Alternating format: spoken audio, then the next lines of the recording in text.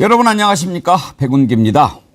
명태균 씨가 공개한 김건희 카톡 문자의 오빠가 윤석열 대통령이 아니고 김건희 친오빠라고 대통령실이 밝히자 명태균 씨가 즉각 반박했습니다. 그 오빠는 윤석열 대통령이라고.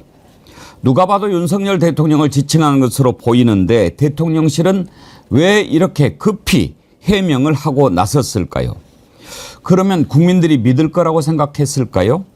그 오빠가 만약 친오빠라고 한다면 그건 문제가 안 됩니까? 만약에 나중에 그 해명이 거짓으로 드러나면 그때는 어떻게 할 겁니까? 대통령실은 최후 결정기관입니다. 여론을 살피고 치열한 토론을 하고 대책을 마련하고 파급 효과까지 계산해서 입장을 내놓아야 합니다. 그런데 이거 하나를 놓고 이렇게 허둥지둥 되고 있습니다. 지금 이 꼴이 대한민국 사령탑의 현 주소입니다. 생방송 백운기의 정치 1번지 출발합니다. 탁님께서요. 슈퍼챗 보내주시면서 대통령 포함 여당의 유력 정치인들이 매일 구라를 칩니다. 이 아사리판에서 나만은 살아남겠다고 난립니다. 하루 반나절이 가기 전에 구라인 게 들통나고 반박에 반박을 하는데 구라에 구라입니다. 이렇게 국민들을 기만하고 우롱해도 됩니까? 국민들의 명예를 훼손하는 거 아닙니까? 고소합시다.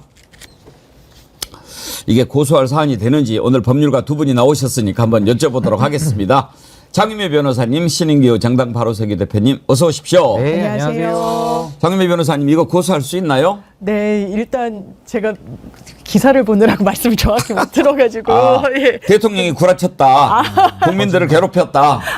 대통령이 예. 국민들을 상대로 거짓말하고 괴롭히는 건 사안에 따라서 봐야 되겠지만 지금은 국정농단에 흔적이 드러나고 있다고 봅니다. 어떤 분이 말씀하시는데 박근혜 전 대통령 때를 상기해 보라는 거예요. 처음에 십상시 이야기가 나오더니 난데없이 권력 서열 문건이 나오고 근데 지금 어떻습니까? 십상시다, 뭐 7인회다, 막 옥신각신 하면서 지금 난데없이 대통령 위에 누가 있다? 김건희 여사가 있다 이러고 있는 거예요. 기시감이 드는 부분이 있는 거죠. 이런 부분은 국정농단 그 직권남용 권리행사 방해 등등으로 당연히 들어볼 여지가 그냥 너무 곳곳에 있어가지고 헷갈리는 지경이 됐다 이렇게 말씀드리고 싶습니다. 탄핵할 때 우리 신인규 대표님이 그 법률 대리인으로 나가면 딱 일 것 같아요.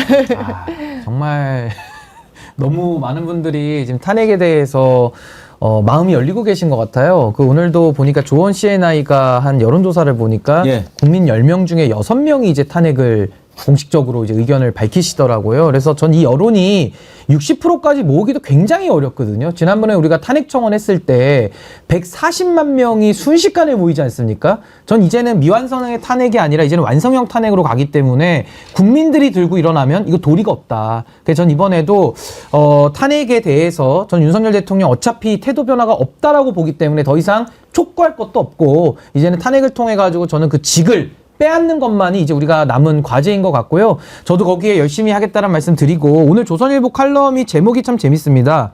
나라인가 아내인가. 조선일보가 이렇게 물으면서요. 마지막에 이렇게 얘기합니다. 지금 국민의 인내 한계에 달했다. 지금 조선일보도 탄핵열차의 탑승권을 지금 구매하려는 것 같은데. 걔들 왜 그래요? 그러니까요. 그래서 뭐 그동안에 했던 그 보수 언론들도 지금은 다 돌아서고 있기 때문에 저는 이제 윤석열 대통령에게 남은 시간은 매우 짧게 남아있다. 전 골든타임이다 이렇게 봅니다. 조선일보가 그렇게 하는 것은 항상 신호였어요. 예. 그 박근혜 탄핵도 TV조선에서 먼저 이제 들고 일어나면서 JTBC로 연결이 돼서 사실 보수 언론 쪽이 먼저 일어나서 시작이 됐죠. 그거는 이제 정리해라. 그렇지 않으면 이제 너는 아웃이다. 이런 신호이기도 하고 이제는 한동훈이다. 뭐 이런 신호일 수도 있고 뭐 여러 가지로 해석을 할 만합니다. 김일웅님, 정어리원 여러분들 감기 조심하세요. 제가 감기 걸려서 몸살과 인후통이 심하네요. 정어리원 여러분들은 감기 정말로 조심하세요. 앵커님도요. 아이고 김일웅님 감기 걸리셨군요. 추석 때 우리 패널님들께 사과도 주시고 그러셨던 분인데 빨리 나으십시오. 빨리 나으십시오. 아델님도 슈퍼챗 보내주셨네요. 백조의 마지막을 정어리와 함께합니다. 오빠 어디 갔어? 백조의 마지막? 백조의 마지막. 궁금한데 해석을 좀 해주시면 좋겠고요. 오늘 멋진 구행시가 하나 왔는데 이거 하나 소개해드리고 가겠습니다. 어제 신인규 대표님이랑 우리 딥블루 할 때 오행시 멋진 거 보내주신 분 있잖아요. 핸섬한 정어리. 그분이 또 백운기의 정치 1번지로 길게 보내주셨는데 오늘 한번 소개를 해드릴까요? 예. 네. 띄워드리겠습니다. 예. 백, 백성들이 눈을 뜨니 운, 운명처럼 일어서고 기, 기다림의 끝이 오네. 의, 의로움은 사라지고 정, 정의마저 무너져도 치, 치우침은 멈출 수 없네. 일, 일어나라 민심이여 번, 번개처럼 심판 내려 지. 지켜내자 정의 세상. 노벨 구행시상을 빨리 드려야 될 것 같습니다. 한강 작가가 노벨 떠올랐어요. 구행시상. 진짜 이게 너무 멋있는 내용을 어떻게 이렇게 와, 예. 구행시로 대단하십니다. 진짜. 핸섬한 정어리님 감사합니다. 백운기의 정치 1번지 이거를 딱 써서 붙여놓도록 하겠습니다. 자, 명태균 씨가 지금 핵폭탄을 터뜨렸죠. 김종대 의원 표현을 따르자면 전술핵을 지금 터뜨렸는데 이게 이제 점입 가경입니다. 대통령실에서 그 오빠 대통령 아니거든요. 그렇게 그러면서 김건희 친오빠라고 그러는데 적어도 대통령실에서 이런 입장을 내놓으려면 최소한도 김건희 씨한테 확인을 해야죠. 여사님, 그 오빠가 누굽니까? 했을까요? 명태균 씨가 그 아니라고 이야기를 또 해줍니다. 이제는 어떻게 할 건가요? 그러면서 이건 에피타이저도 아니다. 수천 장 있다. 녹취도 이제 틀겠다. 갈수록 태산입니다. 이걸 어떻게 감당하려고 하는 걸까요? 오늘 이 내용부터 다뤄보죠.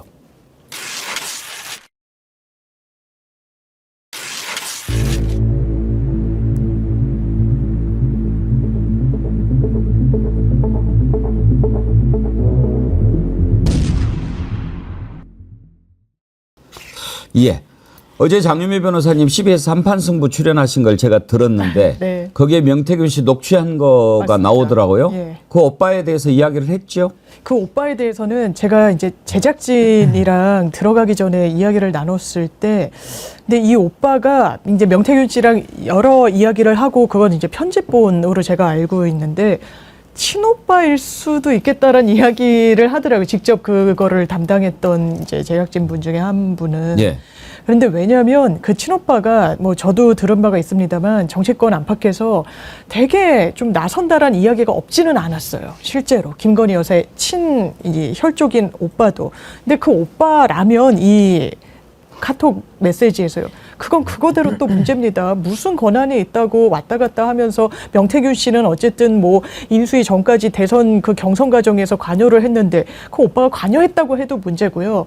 그런데 지금 명태균 씨가 왔다 갔다 하긴 하지만 친오빠라고 본인이 이야기했던 건 농담이었다라고 이야기를 해서 아마 수수는 이거는 윤석열 대통령을 좀 지칭하는 쪽으로 가닥이 잡히고 있는 것 같은데 왜냐하면 이게 날짜도 안 나와요. 이 카톡에. 그리고 이 전후 맥락은 잘라져 있는데 딱 이렇습니다.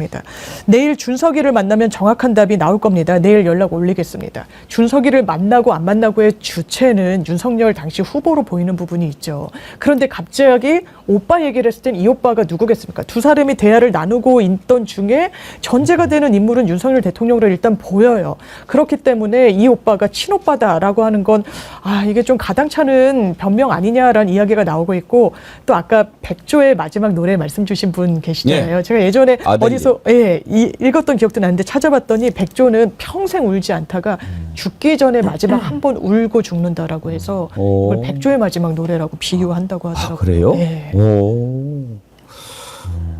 명태균 씨가 그 오빠가 누구겠냐 얘기를 합니다. 물론 이제 뭐 좀 왔다 갔다 하기는 했는데요. 관련된 내용을 한번 들어보죠. 예, 명태균 씨 나와 계시죠? 예, 예, 오늘 대통령실에서 페이스북에 올린 내용에 대한 입장이 나왔습니다. 카톡에 등장하는 오빠. 이 오빠는 윤 대통령이 아닌 김건희 여사의 친오빠고 입당 전에 사적으로 나누는 대화라는 건데 어떤 입장이십니까? 아니 그 대통령실에서 그렇게 그 가만히 아무 그 답변도 안 하다가 그거 올리니까 그렇게 답변이 빨리 신속하게 했어요? 어이구 야 그 사람들 그 그런데 기존에는 김건희 여사의 텔레그램 메시지를 직접 공개 안 하셨고 기자들이 취재를 와도 그냥 보여주기만 하셨었는데 이렇게 직접 카톡 메시지를 SNS에 공개하신 이유가 있을까요? 아니 김재원 씨가 사람을 뭐 내가 고소하게 뭐 감옥에 넣겠다. 감옥에 잡아넣겠다 하대 아예 대놓고. 그 사람 그러면 돼요? 몇 번 경고 줬는데 김재원 씨가 박근혜 그렇게 만든 거 아니에요? 옛날 주인 물었으면 지금 주인도 문해. 지가 건들 때 있고 건들지 말아야 될 게 있는 거 아니에요? 홍준표하고 오세훈이도 까불면 내 정치자금법으로 어떻게 가서 엮는가 한번 보세요. 아니 생각해봐. 자기들이 밥값을 줬어요. 기름값을 줬어요. 숙박비를 하나 줬습니까? 몇 년을 그렇게 부려먹은 거 아니에요? 자기들끼리 다? 예, 그러면 앞으로 어떻게 대응하실 예정인가요? 오늘 이제 카톡 메시지를 공개하셨는데 앞으로 추가적으로 공개하실 내용이 있습니까? 내가 분명히 여러 번 경고했어요. 내 가족은 건들지 마라. 제가 있으면 죄를 받으면 되죠. 그리고 다 깔아. 그럼 가져야죠. 그 지가 한번 감당해보지. 자료정리 싹 해야 돼요. 자료정리 해갖고. 내가 매일 터져줄게요. 매일. 넘어가나 안 넘어가나. 김재원이 때문에 하는 거요. 하지 말라고 했잖아요. 하지 말라고 하는데도 나한테 잡아넣겠다. 구속에 내가 구속 꼭 시킬게. 지가 감당해보지 그러면. 예, 명태균 씨 말씀 여기까지 듣겠습니다. 예, 고맙습니다. 일단 김재원 최고가 저렇게 험한 말을 하니까 내가 화가 나서 그렇게 한 거다라고 하는데 오빠가 누구다?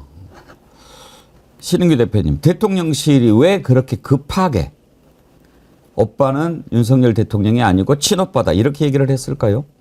근데 저는 사실 윤석열 대통령으로 읽는 게 문맥상은 자연스럽고요. 그리고 윤석열 대통령에 대해서 김건희 여사가 과거에 이명수 기자와 7시간 녹취록에 보면은 뭐 방구만 뽕뽕 끼고 나왔으면 아무것도 못한다, 무능하다, 그냥 바보다 이렇게 얘기한 적이 있어서 이번에도 뭐 지가 뭔데 이렇게 얘기하냐는 식으로 굉장히 좀 모멸적인 표현을 많이 쓰니까 이게 좀 맥이 닿아서 진짜 윤석열 대통령 위에 머리 꼭대기 위에 올라와 있구나 이제 이걸 추론해 볼 수 있었던 이제 그런 문자의 그 내용이었거든요.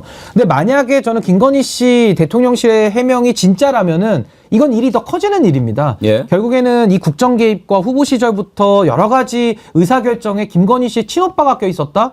그럼 이 친오빠의 국정농단도 같이 봐야 되는 거거든요. 이 패밀리 비즈니스에 대한 이제는 총체적인 그러면 수사와 이제 제보를 받아야 되는 이런 상황까지 가는 거기 때문에 저는 왜 엉뚱하게 자기의 친오빠까지 건드는 건지 이게 좀 모자라서 자백을 하는 건지 아니면 머리를 썼는데 좀 발목이 걸려 넘어진 건지 잘 모르겠고요. 그건 뭐 그거대로 따지면 될 일이고 핵심은 뭐냐.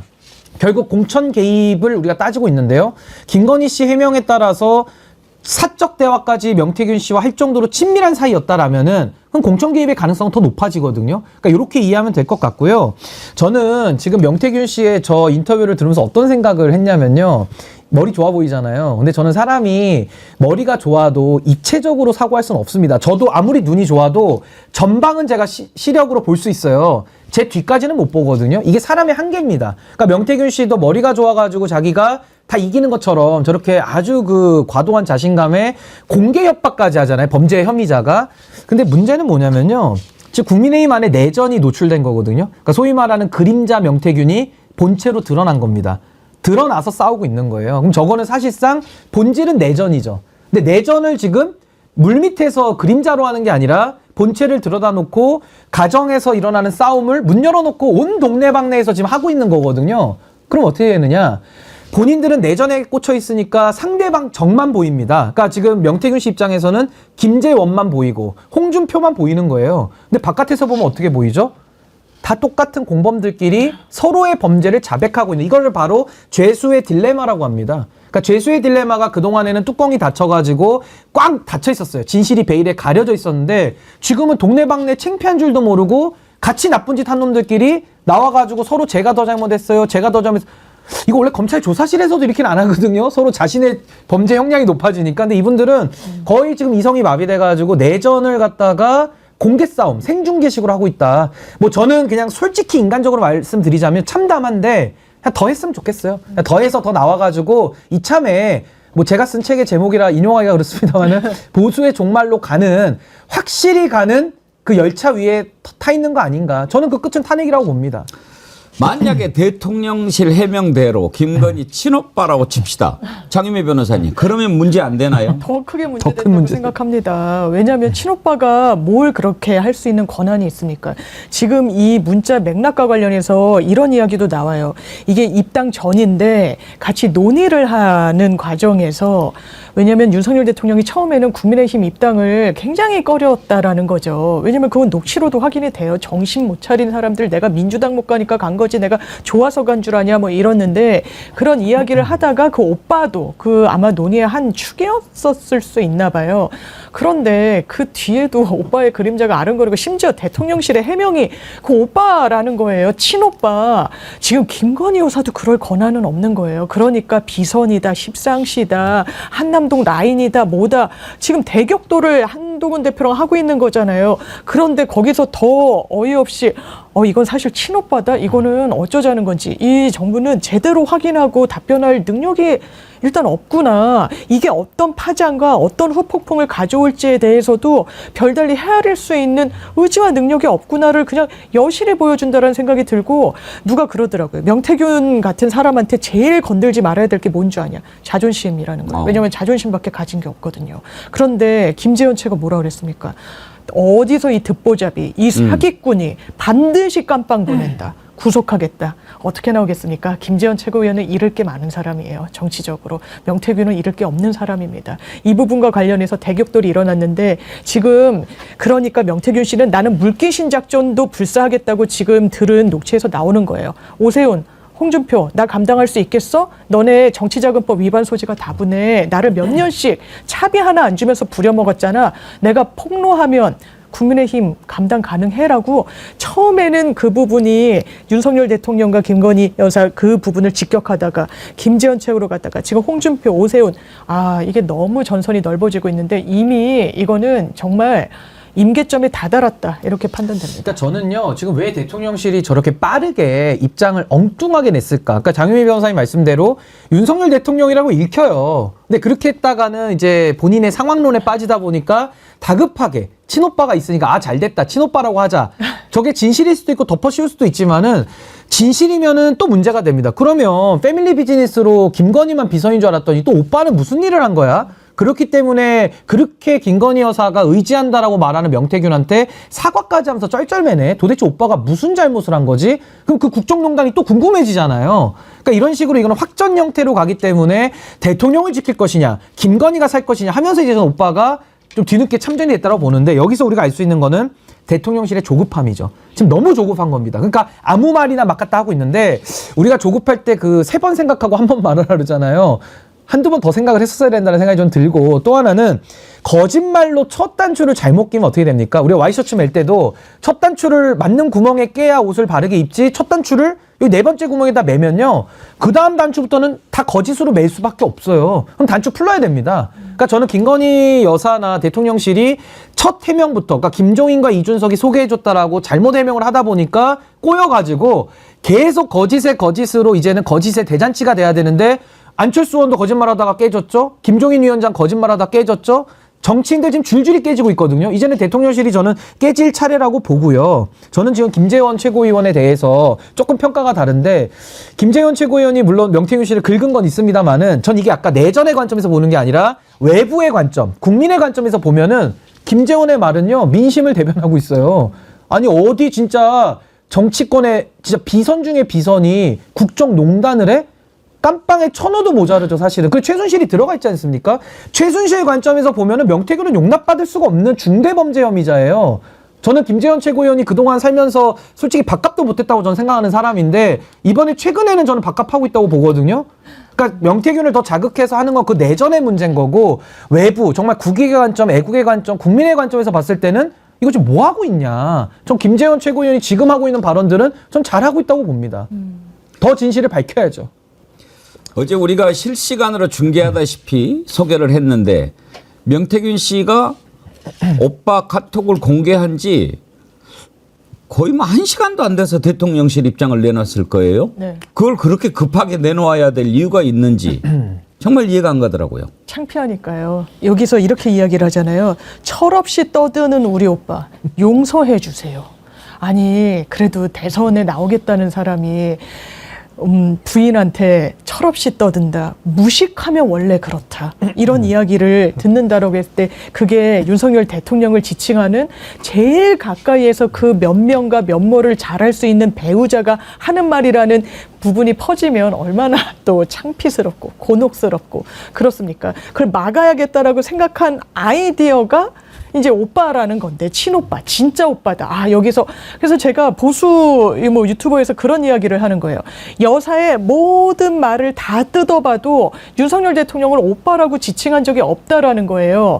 그런데 그런 건 입증 못 합니다. 부존재 사실은 입증할 수 없어요. 하나라도 예외가 나오면 그냥 무참히 깨져버리거든요. 근데 어떻게 이렇게 자신스럽게 이야기를 하고 방어를 하는가. 아, 이게 한마디로 쫄리는구나. 이제는 더는 이 벼랑 끝에 섰다라는 판단이 드는구나라는 생각이 들고, 근데 입맛대로 또 반응을 내놓잖아요. 정작 중요한 거는 이 큰 틀이에요. 진짜 중요한 워딩은 제가 생각했을 때 명태균 씨가 윤석열, 김건희 나 감당할 수 있겠어? 나 검찰 수사 받으면 한 달 안에 내려와야 될 텐데 였어요. 거기에 함구하고 있지 않습니까? 아무 말도 못해요. 왜 아무 말도 못합니까? 그러면서 오빠란 단어가 나오니까 아, 친오빠입니다. 되게 이상한 거예요. 개의하고 무슨 덜미가 무슨 빌미가 잡혔길래 대통령실이 한 거냐. 대통령실 어떻게 했습니까? 가짜뉴스 때려잡겠다고 난리를 쳤어요. 날리면 바이든만 돼도 소송하고 진짜 모든 거에 대해서 법적으로 넘기고 이랬는데 의아할 정도로 조용한 이 태도 어떻게 판단해야 됩니까? 뭔가 좀 할 수 없는 요인이 있는 게 아닌가라고 생각하는 게 합리적이죠. 근데 저는 저 문자에서 가장 핵심이 뭐냐면요. 가장 핵심은 갑을 관계입니다. 그러니까 명태균이 이준석한테 물어보고 알려줄게요라는 한 문장에 답을 8개인가 7개인가 주르륵 올리거든요. 예. 물론 뭐 비문도 많고 오타도 많지만은 저 핵심 내용은 뭐냐. 명태균 씨 우리 살려주세요예요. 그러니까 김건희가 매달리고 있어요. 뭐 탁월한 식견이 어떻다, 문제를 해결할 유일한 분이다. 거의 전적 의지 상태거든요. 그럼 저게 이제 후보 시절로 추정이 되는데 대통령이 딱 됐습니다. 그럼 김건희의 머리 꼭대기 위엔 누가 있습니까? 그 검사 위에 여사, 여사 위에 아니 법사, 검사 위에 법사, 법사 위에 여사. 저도 헷갈립니다. 여사 위에 지금 명박사 나오는 거거든요. 그러니까 저는 그걸 단적으로 보여준다라고 보고요. 또 하나는 대통령실, 특히나 김건희 씨가 그동안 사과를 여러 번 했는데요. 첫 번째가 개사과였죠. 멍멍사과, 개사과, 멍멍 개사과를 했고, 두 번째가 가식사과죠. 그 당사에 와가지고 검은 옷 입고 상복 입고 와가지고 아내의 역할에만 충실하겠다라는 헛소리를 한 사과가 이제 가식사과인데, 이번에는 뭡니까? 저 대리사과예요, 대리사과. 대리사과는 여러 번 했죠. 뭐 한동훈 대표한테도 뭐 노여움을 좀 푸시라 그러고 명태균 씨한테도 이러고 있고. 그러니까 김건희가 상황, 김건희가 실질, 본체, 본질 모든 걸 다 결정하고 있다라는 것을 이 대리사과를 통해서 우리는 갑을관계. 이게 저는 핵심이라고 봐요. 이 문자의 핵심은. 명태균 씨가 그 오빠에 대해서 진작에 또 한 얘기도 있어요. JTBC하고 아마 인터뷰한 건데요. 내가 김건희 오빠하고 토론했겠냐? 그런 얘기를 합니다.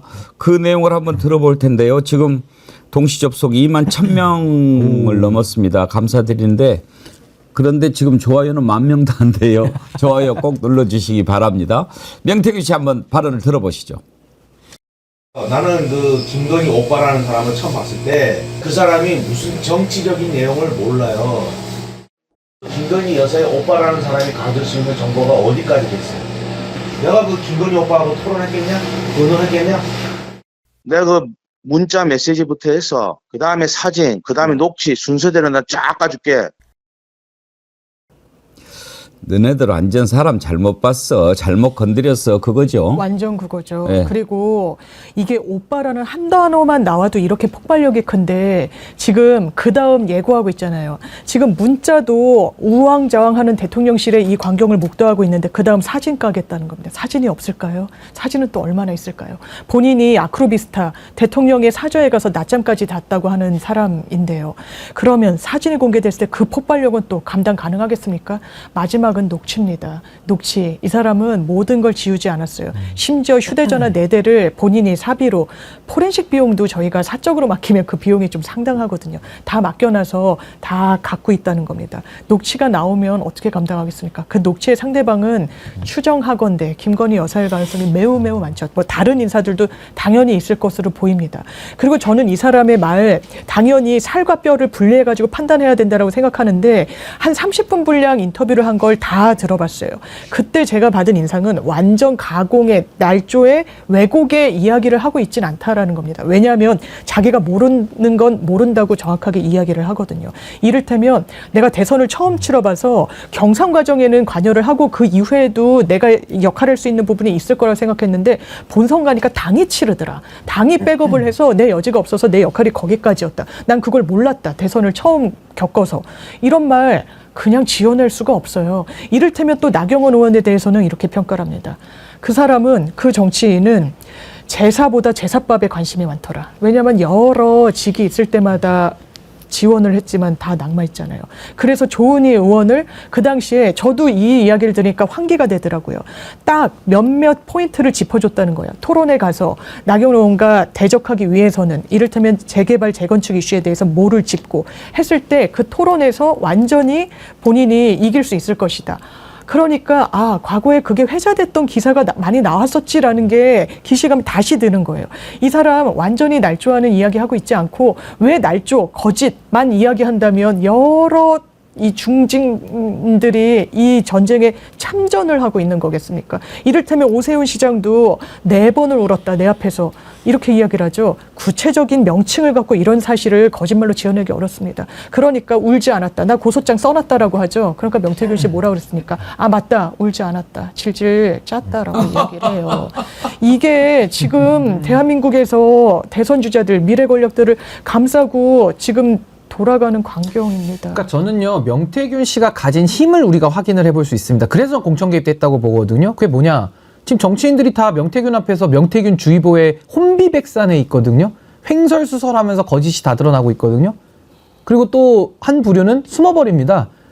지금 김영선 의원 어디가 있습니까? 그 천하람, 7914 천하람 의원 어디가 있습니까? 뭐 국감은 나옵니까?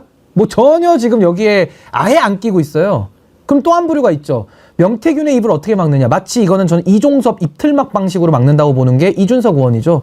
이익관계로 공동체로 같이 갑니다. 그러니까 쉽게 말해서 윤석열 대통령이 이종섭의 입을 막기 위해서 호주 대사 보내주잖아요. 이준석 의원 똑같습니다. 윤석열하고. 명태균을 치켜 세워줍니다. 맞는 말 많이 한다. 어제까지도 100분 토론 나와가지고 명태균은 잘못이 없다. 늘상 있는 일이다. 정치권에 수많은 사람 이렇게 온다.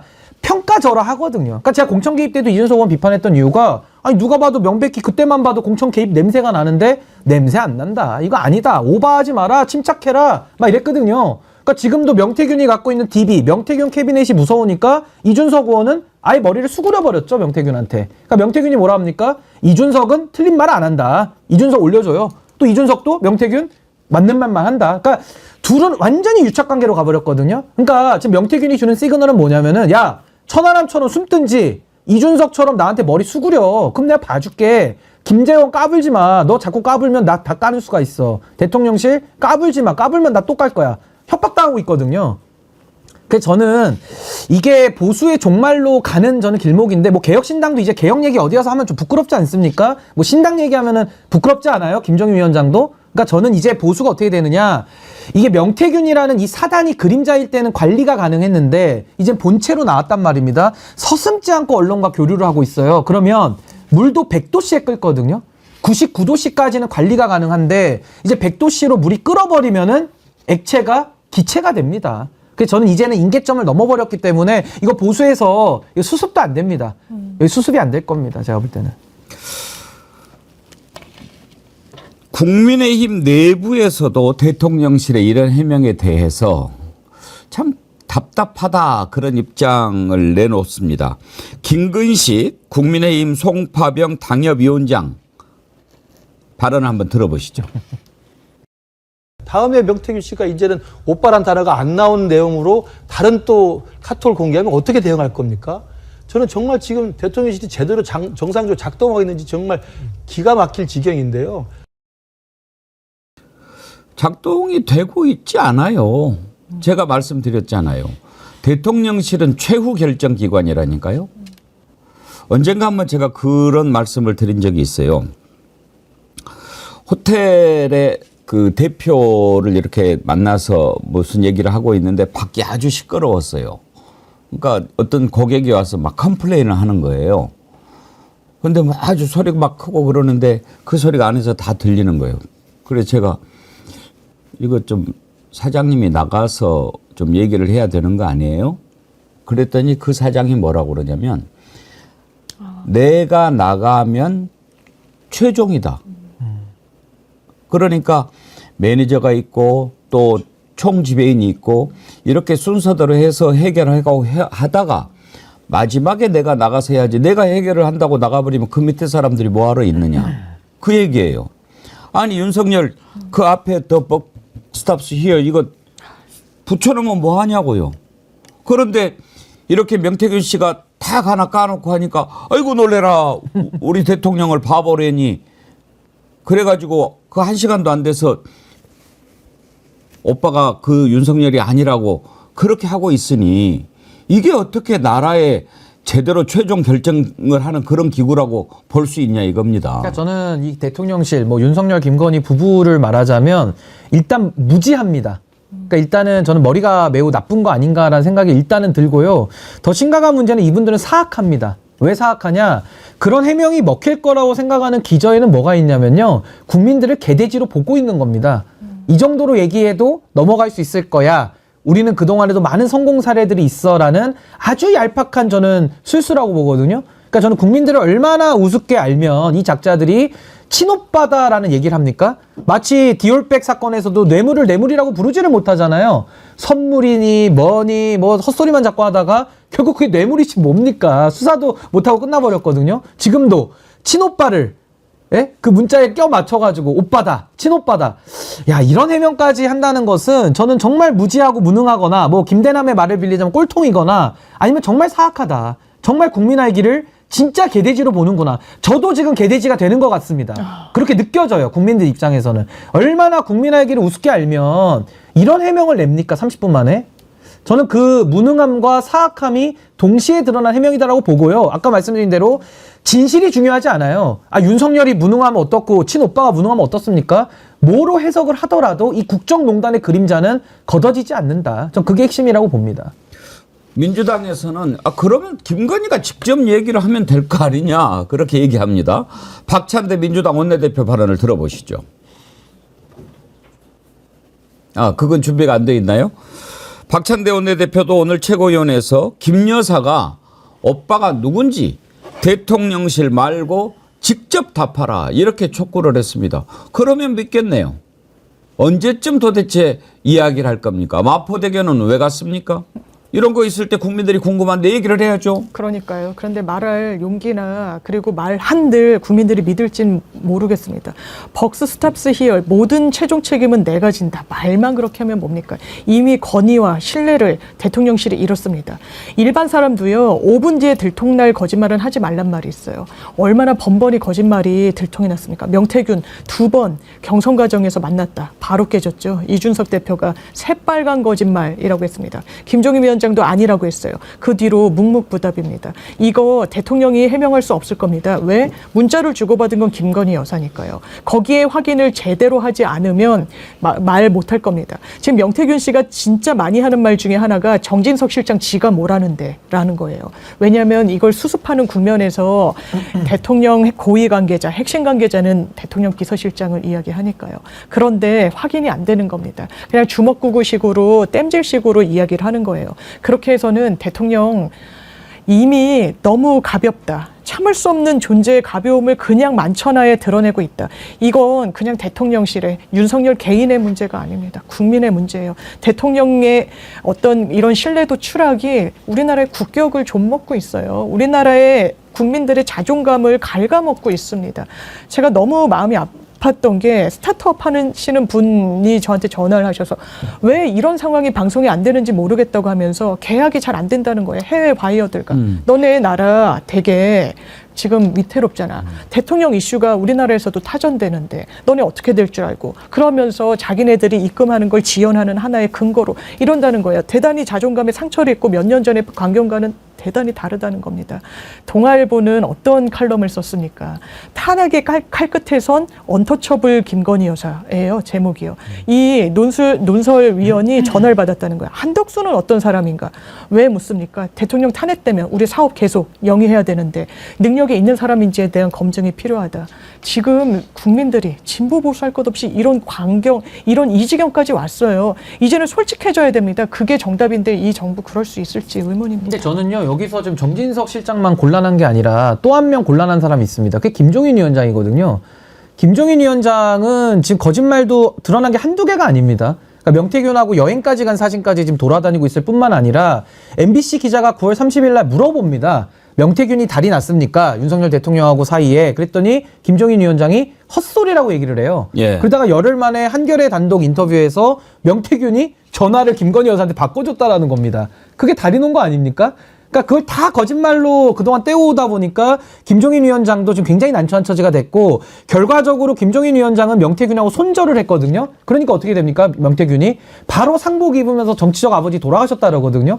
그러니까 명태균에 대해서 손절을 치니까 명태균도 또 자극을 하고, 즉 김종인 위원장 굉장히 곤란해졌는데, 또 하나가 뭐냐, 이준석 의원이 명태균하고 손을 잡다 보니까 김종인 위원장은 이준석의 정치적 멘토 아닙니까? 정치적 아버지예요. 말 그대로 명태균이 큰아들이면 이준석은 막내 아들 정도 되는 거거든요. 근데 지금 아들들끼리 싸움이 이게 지금 정리가 안 되다 보니까 대외적으로 명태균하고는 손절을 했는데 또 명태균과 이준석은 한 배를 탔거든요. 그럼 이제 김종인 위원장은 앞으로 정치를 더 하신다면은 이준석 대통령 만들기가 꿈이신 분인데, 이렇게 해가지고 명태균하고 손절치고 이준석 대통령 만들 수 있겠습니까? 명태균하고 이준석은 손을 잡았는데 명태균을 날리고 손절하면 이준석도 손절해야 되거든요. 그러니까 이게 지금 제가 말씀드린 하나의 예지만 굉장히 복잡하게 지금 자기 정치적 이익을 위해서 각자 활동을 하고 있기 때문에 이게 수습되기 매우 어렵다. 전 이번에 정진석 실장만큼 상당히 곤란한 사람이 전 김종인 위원장이다. 전 그렇게 생각하고요. 본인도 나와서 좀 언론에 답을 좀 하시죠. 김종인 위원장도 숨지 마시고. 숨는 사람이 한 명 더 늘었네요. 아까 장유미 변호사님께서 경제 이야기를 하셨는데 지금 환율이 엄청나게 올랐습니다. 불과 얼마 전까지만 해도 1,320원, 30원 했는데 지금 1,360 몇 원이거든요. 이게 뭘 의미하냐면 보십시오. 나라가 지금 이렇게 경제적으로 어려운 상황인데 제가 어젯밤에 참 속이 많이 상했습니다. 밤에 이렇게 이제 뉴스를 좀 보기 위해서 오늘은 국감에서는 어떤 얘기가 나왔나, 김건희 관련해서는 또 무슨 이슈가 또 새로 생겼나 한번 보려고 뉴스를 딱 이렇게 보는데, 밤에 이렇게 뉴스를 볼 수 있는 게 24시간 뉴스 채널이 지금 YTN하고 연합뉴스 아닙니까? 그 전에는 그 두 채널이 뉴스를 시작하는 시간이 좀 달랐어요. 하나가 정시에 시작하면 하나가 반에 시작하거나, 그렇게 해서 사람들이 여기에서 내가 이 뉴스를 봤으면 여기에서 이제 그 다음에 보고 뭐 이렇게 할 수 있게 돼 있는데 언젠가부터 편성이 똑같아졌더라고요. 10시 50분에 딱 시작하게끔 서로 돼 있어요. 그러니까 이 채널의 선택권이 이제 없어진 건데 그나마 뉴스 내용의 편집이라도 다르면 볼 수 있어요. 어제 보니까 두 채널이 약속이나 한 듯이 경의선 폭파한 거, 이거를 거의 전쟁난 수준이에요. 5개, 6개, 7꼭지를 톱으로 이렇게 까는 거예요. 그러니까 국민들한테 전쟁 불안 막 이런 것을 고조시키는 그런 게 보이지 않습니까? 자, 보십시오. YTN하고 연합뉴스를 어떻게 해서든지 장악을 해가지고 뉴스 시간도 같이 맞춰서 선택권을 배제하고 뉴스도 똑같은 내용으로 전쟁 불안으로, 그리고 김건희 얘기는 들을 수도 없고 들으려면 한참 뒤에 가서 단신이나 들어보고 국정감사에서 무슨 얘기가 나왔는지도 모르게 해요. 정보를 이렇게 일방적으로 전달하게 하고 국민들이 알고 싶은 것을 알지 못하니까, 그러니까 국민들이 안 보는 거죠. 내가 오늘 궁금한 거, 명태균 씨는 오늘 뭐라고 했을까? 김건희는 오늘 또 뭐가 새로운 게 나왔나? 이걸 겨우 유튜브를 통해서나 볼 수 있게 됐단 말입니다. 이걸 이렇게 만들어 놓고, 자, 그러면 그렇게 했다고 봅시다. 그러면 당장에 머리를 감췄으니까 김건희 얘기가 안 나오니까 좋을 거라고 생각하지만, 대한민국의 유일한 뉴스 편성, 뉴스 전문 채널 두 군데가 계속 톱으로 남북 간에 긴장 고조하는 것만 하면 다른 나라에서 봤을 때 대한민국에 투자하고 싶겠습니까? 투자할 수 없죠. 근데 제가 어제 그 뉴스에서 대통령의 워딩도 소개를 하는 거예요. 코리아 디스카운트를 내가 없앴으니 경제 활력을 도모할 수 있고, 이게 우리나라가 국제 채권 지수인가 거기 편입이 된 게 물론 의미 있는 일인데 본인이 잘해서 됐다고 보기는 어렵죠. 그리고 이 철도를 폭파시킨 거는 이거는 이 정부의 잘못이에요. 근데 초점이 묘하게 어디로 가냐. 전 정부에서 차관까지 끌어다가 지원을 했는데 그게 공정폭파됐다. 이 관점으로 이야기해요. 언제까지 전 정부 이야기할 겁니다.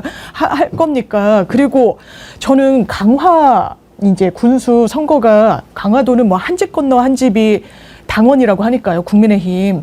민주당이 단 한 번도 이긴 적이 없다라고 하는데 거기 국민들이 엄청 고통받고 있다는 거예요. 왜냐하면 북한이 곡소리를 내거든요. 그래서 2주 대책 세워달라고 합니다. 이거 표 어떻게 나올까요? 저 굉장히 주시해서 보고 있습니다. 이 부분에 대해서도 이 정부에 대한 실정이 정확하게 드러나야 된다. 그리고 뉴스 제가 말씀드렸을 때 11시면은 또 모르겠어요. 근데 10시 50분, 10시 50분은 좀 너무 좀 자기적이라는 인상을 또 받게 되네요. 근데 지금 저도 안 그래도 유튜브로 우리 정어리 TV 지금 25,000분 네. 보고 보고 계시고 좋아요도 지금 10,000분 넘게 눌러주셨거든요.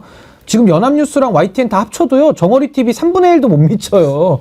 물론 이제 TV를 보시는 분들도 계시니까 그것까지 뭐 합산한다 그러면은 뭐 거의 비슷하다고 저는 보는데 그 정도로 영향력이 떨어지는 이유가 지금 레거시 미디어가 완전히 지금 기득권에 매몰돼 가지고 소위 말 삽질하고 있는 겁니다 지금. 그러니까 국민들의 여론, 국민들의 관심사에 대해서 취재하지 않고 오히려 국민의 여론을 더 분산시키려고 하다 보니까 사실상 국민들 보시기에는 야 이거 무슨 윤석열하고 다 한패거리냐라고 보여지고 있는 거거든요. 그러니까 전 이런 식으로 하는 것이 언론 스스로의 저는 그 영향력과 신뢰를 떨어뜨린다라고 저는 보는 것이고 앞으로도 전 이제 이게 탄핵 국면으로 전 간다고 확신합니다. 완성형 탄핵으로 저는 간다고 보는데 그 국면에서 레거시 미디어가 아니라 이제는 뉴미디어 또 그중에서도 우리 정어리 TV가 저는 더 앞장설 수 있는 전 그런 여건이 지금 조성되고 있다. 이게 뭐 정어리 TV가 잘한 것도 있지만은 그냥 국민들이 여기에다 힘을 실어주는 거예요. 궁금한 걸 얘기해야 국민들이 보지. 지금 시대가 어느 시대고 볼 게 얼마나 많은데 언론인들이 자기들이 무슨 여론을 만들어 보겠다? 그거 굉장히 전 헛된 망상이다. 저는 그렇게 생각합니다. 감사합니다. 힘이 납니다. 정말 제대로 해보겠습니다. 빨리 우리가 좀 힘을 키워서 뉴스를 제대로 만들고 그걸 국민 여러분께 전달해 드리고 보고 싶은 뉴스, 듣고 싶은 뉴스를 제대로 듣게끔 그렇게 해보고 싶습니다. 정혜고님 구독자 50만 고십니다. 예, 50만 100만 되면 그 약속 지키도록 하겠습니다. 이런 상황이니 윤석열 지지율은 갈수록 떨어지고 있죠. 요즘 조사 나오는 것마다 최저치입니다. 그전에는 30% 나왔을 때 그냥 무감하더니 이제는 최저도 매일 나오니까 이것도 무감할까요? 스트레이트 뉴스가 조사한 여론조사 결과 한번 볼까요? 잘 못함 70%, 잘함이 27.2. 이게 여론조사기관 조원 CNI에 의뢰해서 지난 12일부터 14일까지 한 내용인데요. 이것도 27.2가 뭐 항상 제가 말하지만 추세를 봐야죠. 지금까지 27.2가 나온 적이 없어요.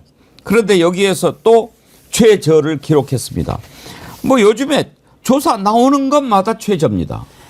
어제 소개해드렸듯이 여론조사 꽃에서는 이제 드디어 10%대 떨어졌는데 갤럽 여론조사 내일 모레 나오죠. 얼마나 나올지 정말 궁금한데요. 최소한 높이 나오진 않을 겁니다. 지난주 조사보다 반등하진 않을 거예요. 리얼미터 월요일마다 조사하죠. 역대 최저치 나왔습니다. 지지난주가 하여튼 그 종전의 예전 수치랑 동률을 기록했더라고요.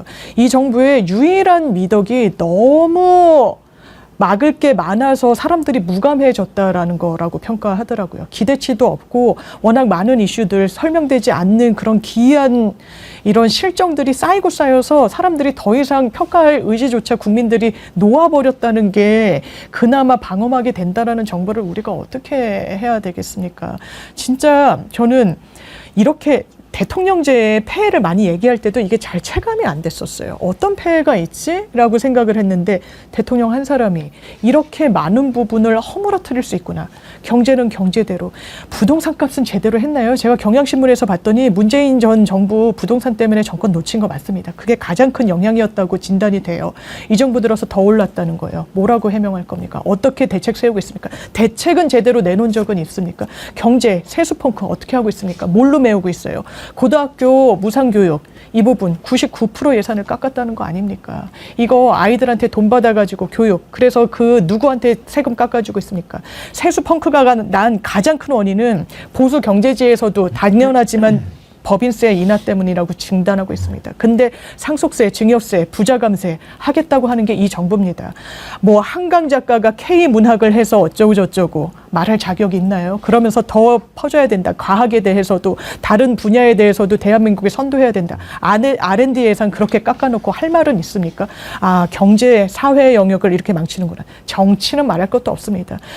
지금 김건희 여사가 내가 대통령 되면 내가 정권 잡으면 통일에 관심 좀 가져보려 해. 저는 농담인 줄 알았어요. 실언인 줄 알았습니다. 아니에요. 지금 모든 언론이 공동정부라고 하니까요. 그리고 김건희 여사는 이 정부의 정치적 지분이 있어서 그래도 된다라고 행동한다라고 보수 언론이 진단하고 있어요.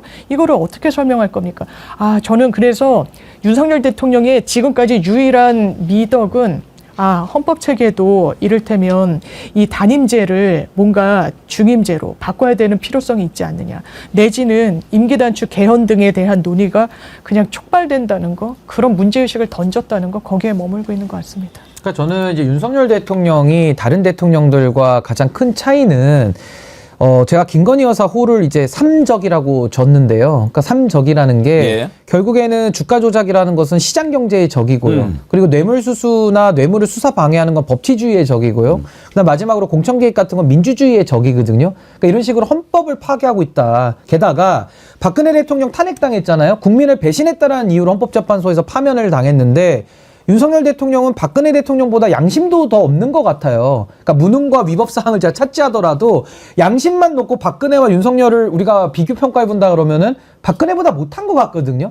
그래서 저는 단순히 대통령이 무능하다라는 것만으로는 탄핵을 못합니다. 그러니까 축구장에서도 축구 선수가 축구를 못한다는 이유만으로 축구 선수를 내쫓을 수는 없어요. 근데 축구 선수가 축구를 안 하고 심판을 때린다거나 운동장에서 풀을 뽑는다거나 아니면 승부를 조작한다 그러면 그 선수는 퇴출시켜야 되거든요. 당장 구속시켜야 돼요. 근데 윤석열 대통령은 축구 선수로서 축구를 못하는 게 아니라 국정 운영을 못하는 게 아니라 국정 시스템과 헌법의 체계들을 아주 기묘하게 파괴시키고 나아가서 양심적 가책까지 못 느끼는 정말 최악의 인간이기 때문에 전 이런 자를 더 이상 대한민국 대통령 자리에 단 하루라도 놓아두는 것은 정말 대한민국의 불행이다.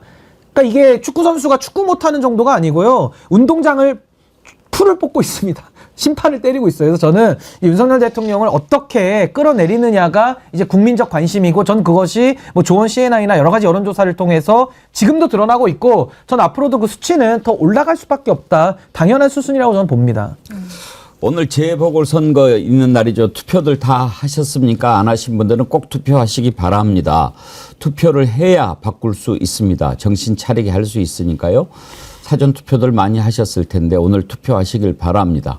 그런데 이렇게 투표할 때만 국민 눈높이 얘기를 하는 사람이 있습니다. 바로 한동훈 대표인데 투표 끝나면 또 어떻게 할지 모르겠어요. 이 내용을 좀 다뤄볼 텐데요. 그 전에 어제 우리가 백운기와 딥블루에서 보수의 종말, 보수의 자멸에 대해서 얘기했는데 이번에 명태균 씨가 터뜨린 게 전술핵이라고 제가 김종대 의원이 표현한 걸 소개해드렸지 않습니까? 이게 완전히 지금 윤석열 부부만 대상으로 한 게 아니죠. 차기 주자들까지 다 지금 절단내고 있지 않습니까? 오세훈 서울시장까지도 말이죠. 질질 짰다. 그렇게 얘기하는데. 그러니까 국정감사장에서 민주당의 윤건영 의원이 오세훈 시장한테 물어봤어요. 너 울었냐? 뭐라고 답했는지 궁금하시죠? 한번 들어보겠습니다. 시장님, 요즘 명태균 씨로 대한민국이 난리가 아닙니다. 시장님 이름도 오르내리고 있는 것 같아서 좀 안타까운데요. 명태균 씨가 어제도 메시지를 냈습니다. 시장님께 자신 있냐? 그만해라. 망신당하지 않으려면 그만두어라 듣기 민망한 이야기를 했습니다. 심지어 시장님께서 나한테 살려달라고 울었다라고까지 인터뷰를 했습니다. 국민적 해소 차원에서 묻겠습니다. 시장님 살려달라고 울었다라고 명태균 씨가 이야기를 하고 있습니다. 그런 사실이 있습니까? 짧게 이야기해 주십시오. 글쎄, 뭐 이런 질문이 예, 아니요. 있는지 없는지만 짧게 이야기해 주십시오. 국정감사장에 어울릴 법한 질문은 시장님 그 아니라고. 판단은 제가 하는 거고요. 명태균 씨한테 그런 발언을 한 적이 있는지 없는지만 짧게 이야기해 주십시오. 저도 제 말씀을 좀 드리겠습니다. 아니요. 이건 제가 질의 시간이잖아요. 그러니까 그런 이야기를 한 적이 있는지 없는지만 말씀해 주시면. 사안은 국가 위임 사무도 아니고 아니요. 시장님. 국가 보조금이 들어간 사안도 시장님. 아니고 제 질의를 그거를 답변할 의무는 없다고 좋습니다. 생각을 그러면 하지만 답변할 의무를 없다라고 인정을 하겠습니다. 하지만 답변을 원하시니까 아니요, 드린다면 답변하지 않으셔도 돼요. 그건 시장님 자유예요.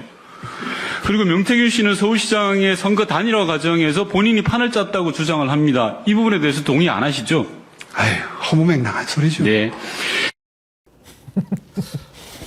왜 운 적이 없다고 얘기를 안 하는 겁니까? 못 하는 겁니까? 아마 이 방송을 또 돌려보면 명태균 씨가 하나 데이터베이스 찾을 것 같은데요. 오세훈 시장 관련돼서.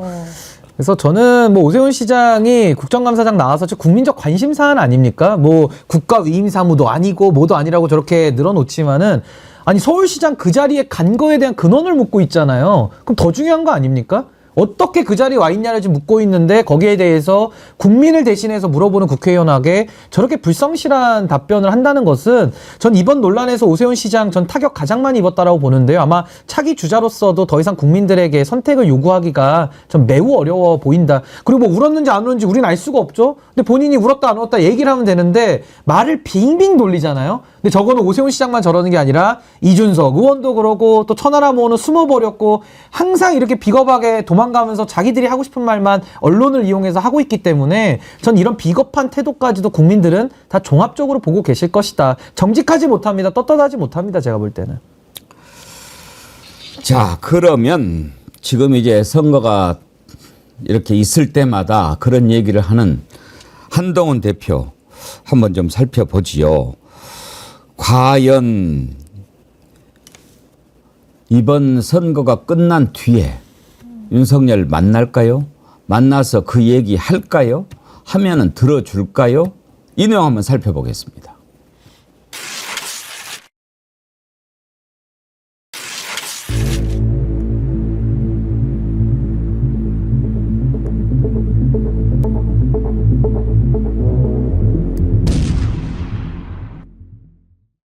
김여사와 남은 카톡 혹시 보셨습니까?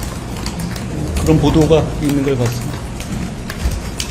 네, 대표님께서는 윤 대통령 부부와 오랜 시간 지내셨잖아요. 김여사가 윤 대통령을 뭐라고 제가 좀 편한 자리이긴 하지만 그런 얘기까지 제가 하기에는 좀 부적절한 것 같고요. 이렇게 말씀드리죠. 국민이 보시기에 안 좋은 일들이 반복해서 생기고 있습니다. 국민의 걱정과 불안이 커져가고 있는 거고요. 그것 때문에 제가 이미 말씀드린 그런 조치들을 신속히 그리고 반드시 실행하는 것이 저는 필요하다고 생각합니다. 그게 국민의 뜻을 따르는 길이라고 생각합니다. 잘못된 것을 바로잡는 것이 정치죠. 잘못된 것을 보고 그냥 좋게 넘어가자는 것이 좋은 정치는 아니라고 생각합니다. 국민들이 그리고 우리 당원들이 우리 국민의힘에 바라는 것은 잘못된 부분이 있으면 바로잡고 쇄신하는 걸 바라는 것이라고 저는 생각합니다. 쌀로 밥 짓는 얘기를 하고 있는데 신인기 대표님 만나면 저 얘기 할 수 있을까요? 그러니까 저게 한동훈 대표의 한계를 지금도 저는 극명하게 보여줬다고 봅니다. 말과 행동이 달라요. 그러니까 저는 지금 한동훈 대표가 또 저렇게 하나만한 얘기하는 이유는 표가 필요해서 그렇습니다. 그러니까 앵벌이가 아니라 표벌이라고 저는 보는데요. 한동훈 대표가 지금 얘기하고 있는 국민의 민심, 당이 취할 태도 이미 답이 나와 있지 않습니까? 지금 바로잡는 게 정치라고 본인이 얘기했잖아요. 그럼 뭘 바로잡아야 됩니까?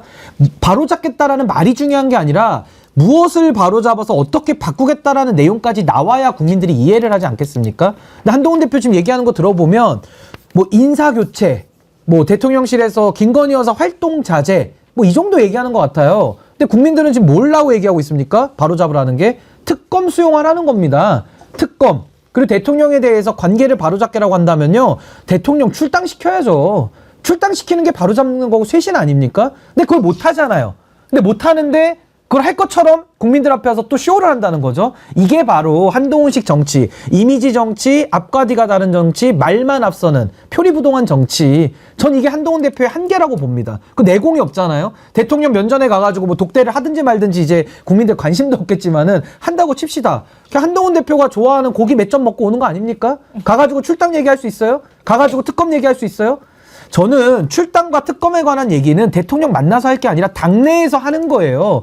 뭐 대통령 허락받고 출당하고 허락받고 특검합니까? 그러니까 한동훈 대표가 지금 그 한의사로 비유하면은 이 맥을 잘 짚어야 되는데 지금 맥을 못 짚고 있다. 그러면서 엉뚱한 얘기만 화면 잡히면은 얘기를 쏟아내고 있기 때문에 국민들이 한동훈표 정치 저거 공갈빵이야. 속 안에 든 거 하나도 없어. 이걸 다 아는 거예요. 그래서 전 이번에 뭐 재보궐선거 결과 상당히 저도 기대되고 궁금한데 아마 이런 표벌이의 그런 헛된 공허한 정치, 국민을 속이는 기망 정치, 이 검찰 정치 전 뿌리 뽑아야 된다라고 아마 국민들이 아주 냉정한 성적표 좀 주실 거라고 봅니다.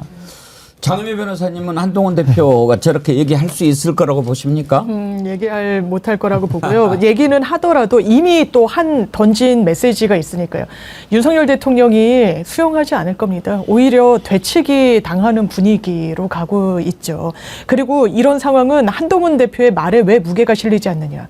민주당에서도 논평했지만 선거 앞두고서만 옳은 소리합니다. 바른 소리합니다. 전당대회 나올 때 어떻게 했어요? 최혜병 특검 수용하지 않을 도리 없다라고 했습니다. 공수처 수사도 연계하지 않겠다고 했어요. 말만 했습니다. 뭘 했습니까? 정치인은 본인 말에 책임을 지는 지위입니다. 당대표는 더 그렇습니다. 본인이 던진 메시지를 갖고 평가받았던 거예요. 그런데 그냥 포기해버렸습니다. 아, 그냥 선거용이었구나. 지금 또 입에 발린 말 한다고 어느 국민이 안동훈 대표가 진위를 이렇게 아주 신념을 갖고 이런 말을 하는구나라고 생각했겠습니까?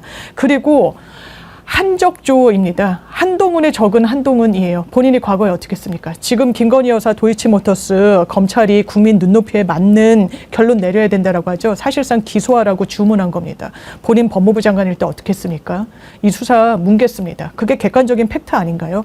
수사지휘권을 추미애 장관이 그 당시 윤석열 검찰총장한테 배제시켰죠. 왜냐하면 배우자에 대한 수사니까 그건 너무나 당연한 조치였습니다. 본인이 법무부 장관에 갔을 때 본인의 방패막이로 삼고자 이거를 복원하지 않았던 거 아닙니까? 수사지휘권이 나에게 있지 않기 때문에 검찰총장한테 있지 않기 때문에 지휘할 수 없다라고 방패막이 삼았어요. 그러면서 뒤로 뭉갰던 겁니다. 이제 와서 기소하라고요? 본인이 한 말에 대해서 어떻게 책임질 겁니까? 이런 표리부동한 자세, 이런 걸 윤석열 대통령이 수용을 할까요? 김옥균 프로젝트라고 네이버에 한번 쳐보십시오. 엄청 많은 기사가 쏟아지고 있습니다. 뭘 말하는 겁니까? 한동훈 대표를 이제는 내치겠다는 거예요. 헤어질 결심 한동훈 대표만 합니까? 윤석열 대통령도 할 수 있는 거예요. 나 당신과 헤어지겠다. 너는 여당의 대표로서 정부를 제대로 지원하지 못한다. 백업하지 못한다. 라는 판단이 있을 때 두 글자로 귀결될 겁니다. 파고. 이게 독대에서 아마 나오겠죠. 그러니까 저는 지금 한동훈 대표 입장에서는 상당히 억울할 수 있어요. 왜 내가 한 것도 아닌데 왜 와서 난 여기 책임만 지고 있지? 왜 내가 권한을 행사해도 당이 안 돌아가지? 아마 이런 고민을 많이 할 걸로 저는 생각을 합니다. 그래서 저는 지금처럼 이렇게 하나만한 얘기를 하는 것은 오히려 한동훈 대표의 존재 가치를 더 떨어뜨린다. 차라리 입을 다물고 있거나 할 거면 정말 민심을 쫓아가는 말을 전 해야 된다고 보고요. 지금 이렇게 우리가 방송하는 과정 속에서도 또 명태균 씨는 장례찬을 저격하고 있거든요. 그러니까 저는 오늘도 또 기대됩니다. 또 장례찬 씨도 그 부산 지역에서 활동했던 정치인이기 때문에 다 직간접적으로는 지금 영향권 안에 있거든요.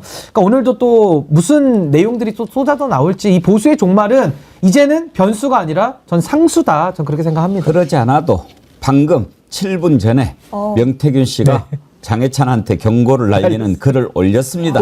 예, 보여드리죠. 신영규 대표님 대단하십니다. 아이고. 장해찬 씨 대통령께 물어보고 방송해라. 코가 자꾸 작고 길어진다. 오늘 과태료 하나 또 날아왔네요. 고지서가 또 날아왔네요. 고지서입니다. 고지서. 이거 그리고 오늘 몇 개 아이고. 올렸어요. 그 전에는 보수는 건달, 진보는 양아치. 보수는 멍청하고 진보는 사악하다. 십상시 같은 보수 패널들아, 공적 대화도 공개할까?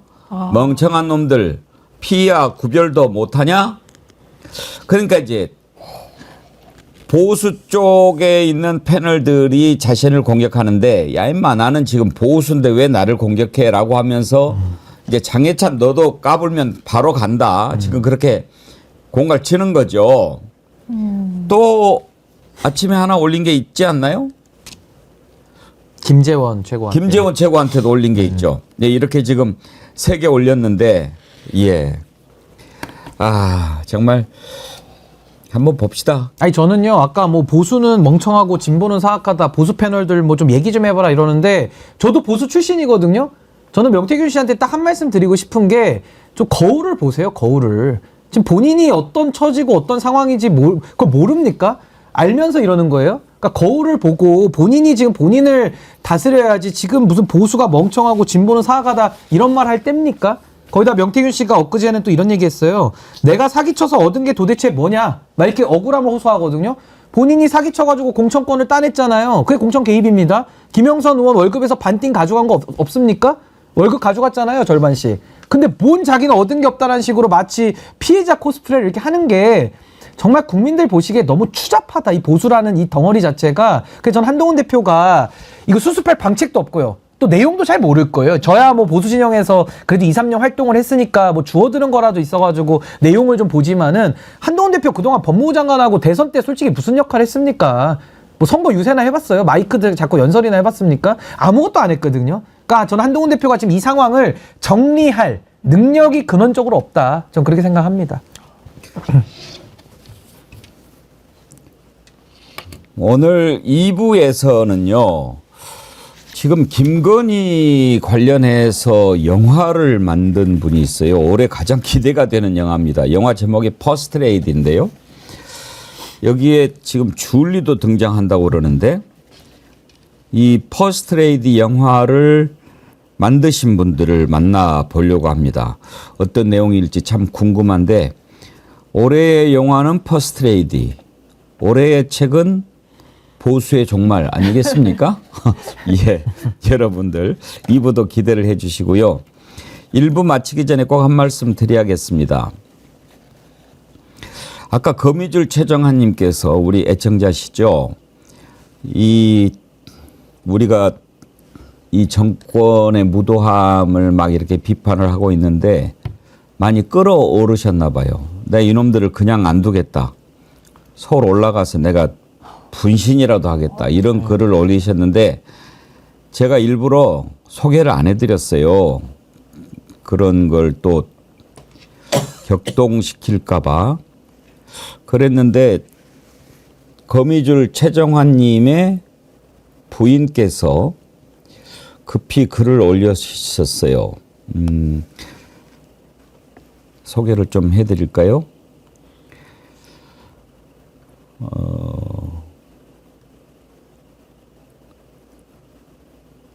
어디로 갔지? 꽃미녀 천사님이시죠? 거미줄 최정환님 슈퍼챗을 항상 대신해서 보내주시는 분이신데 이분께서 급히 글을 올리셨어요. 우리 남편은 정말 한다면 하는 분이다. 꼭 좀 말려달라라고 강하게 아주 걱정. 여기 있네. 거미줄 최정환님 아내입니다. 앵커님, 우리 남편은 하면 하는 사람이거든요. 좀 말려주세요. 지금 화가 많이 나서 서울 올라가서 분신한다고. 제발 말려주세요. 이 최정환님이요. 분신을 한번 하신 적이 있으신 분이세요. 그러시면 안 됩니다. 우리가 지금 분노하지요. 정말 잘못된 것에 대해서 분노하고 이거 어떻게 해서든지 고쳐서 우리가 살아갈 수 있는 나라 만들려고 노력하지요. 그러나 결코 그것은 방법이 아닙니다. 최정환님, 그런 마음 갖고 계시면 안 되고요. 우리가 어떻게 하면 함께 할 수 있는가, 그래서 바꿀 수 있는가, 이걸 함께 생각해 봅시다. 장유미 변호사님, 네. 행동하는 양심, 우리가 김대중 대통령 말씀 기억하지 않습니까? 행동하지 않는 양심은 악의 편이다. 그 행동이 결코 이런 것이어서는 안 되죠. 맞습니다. 본인을 해하는 방향을 언급한 것도 아니었고요. 그 화, 분노 이런 건 다 이해하죠. 그러니까 저희가 힘을 합쳐서 좋은 세상 만들어야 되는 거 아닙니까? 보시는 애청하는 TV, 저희 이 TV 이름이 정어리 TV잖아요. 이게 한 마리 한 마리는 미약할지 모르지만 힘을 합치면 정말 좋은, 선한, 그리고 다 함께 잘, 그리고 옳은 방향으로 나아갈 수 있는 방향을 지향하는 길에 선생님의 손길이 꼭 필요하니까요. 이거는 그냥 언짢으셔서 하신 말씀으로 저희가 이해하고 당연히 안 그러실 거라고 생각합니다. 저도 한 말씀만 보태자면 입을 다 막아도 돌들이 소리칠 겁니다. 그러니까 너무 절망하지 마시고요. 같이 한 명 한 명의 목소리를 모아서 큰 흐름을 만드는 게 중요하니까 그 마음만 저희가 좀 함께 같이 하자라는 걸로 하고 절대 극단적인 방법은 하시면 안 됩니다. 예. 그럼요. 절대 안 됩니다. 절대 안 됩니다. 오죽 걱정이 되셨으면 부인께서 슈퍼챗까지 쏘면서 눈에 띄게 이렇게 글을 올리셨겠습니까? 최정환님, 제가 당부드립니다. 그런 마음, 그런 말씀하시는 것은요, 부인을 사랑하는 게 아닙니다. 최정환님 혼자 사는 게 아니에요. 잘못된 겁니다. 얼마나 부인의 마음이 지금 아프시겠습니까? 그러시면 안 됩니다. 절대로 안 됩니다. 캐머마일님, 두 눈 똑바로 뜨고 은팔찌 차는 거 봐야지요. 절대 분신하지 마세요. 국물 졸은 마라탕님, 참으시고 이성적으로 갑시다. 세월이 가면님, 정말 가야 할 사람은 따로 있는데 그러시면 안 되지요. 청라 최고 덴트 문종환님, 제발 안 됩니다. 원희님, 안 돼요. 참으세요. 제발. 전병성님, 누구 좋으라고 분신이에요. 저것들 그럴 가치가 없어요. 하지 마세요. 이런 글 올려주셨는데 제가 소개해드립니다. 절대로 그러시면 안 됩니다. 예. 오늘도 26,000명이 넘는 분들이 동시 접속해 주셨는데 감사드립니다. 왜 이렇게 목이 마르겠습니까? 제가 앞에서 말씀드렸듯이 국민들이 궁금해하는 것이 차고 넘치고 하루가 멀다 하고 새로운 의혹들이 쏟아져 나오는데 윤석열 정권에 장악된 언론사들은 이런 내용을 알려주지 않습니다.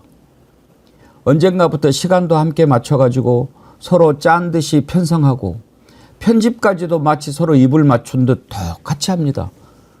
어떻게 이런 것을 언론이라고 국민들이 믿고 따르겠습니까?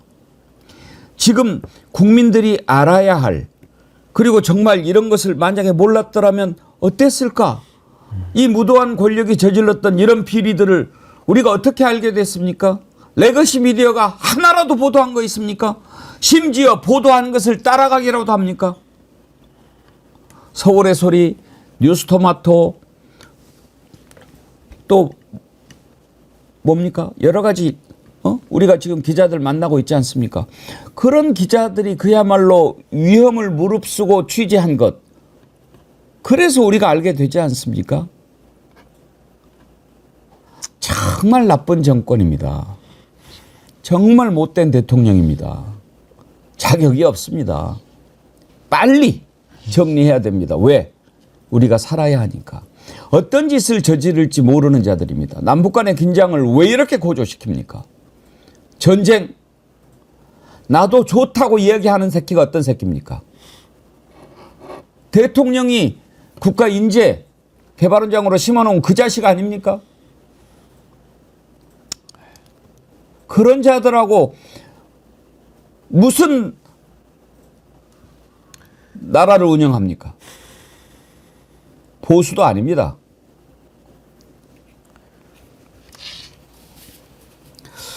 오늘 또 하다 보니까 또 제가 마지막에 열이 올랐습니다. 우리 최정환 님이 막 이렇게 흥분하니까 제가 그런 것 같은데. 근데 그 마음은 충분히 다 공감을 하실 거예요. 그래서 우리가 이제 표현의 방법도 굉장히 중요하니까, 그리고 저도 보수의 종말 책을 냈으니까 제가 더 앞장서서 더 열심히 하도록 하겠습니다. 예. 오늘 1부는 여기까지 하고 2부에 퍼스트 레이디 영화 만드신 분들 만나보도록 하겠습니다. 장유미 변호사님, 신은기 대표님 두 분 수고하셨습니다. 네, 감사합니다.